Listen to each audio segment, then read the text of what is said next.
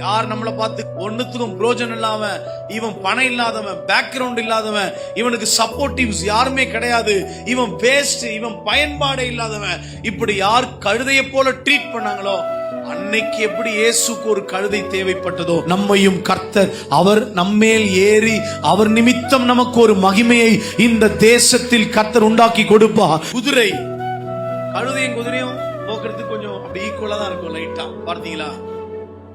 ஆனா கழுதைக்கு மதிப்பு ரொம்ப குறைவு, ஆனா குதிரைக்கு மதிப்பு அதிகம். அப்ப குதிரை பேசப்படுகிற, போற்றப்படுகிற முக்கியமான ஒன்றாக, ஆனா கழுதை அற்பமாக எண்ணப்படும், அது ஓரம் கட்டப்படுது.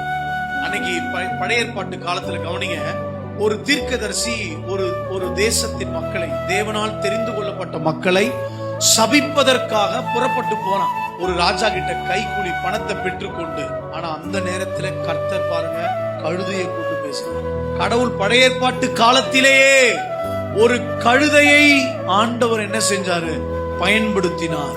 இன்னைக்கு யாரெல்லாம் நம்மள அற்பமா கழுதை, குரங்கு, நாய், ரோஜன் இல்லாதவன், 10 பைசாக்கு வேஸ்ட், இவன் பயனே இல்லாதவன், இப்படி எல்லாம் யார் சொன்னாங்களோ, ஏங்க அவங்களுக்கு முன்னாடி தாங்க நம்மளை கர்த்தர் உயர்த்தி கொண்டே இருப்பாரு. இல்லையிலே ஒரு வாழ்க்கையில கர்த்தருக்காக பேசப்படுகிற வாயாக இந்த தேசத்தில் கர்த்தர் நம்மையும்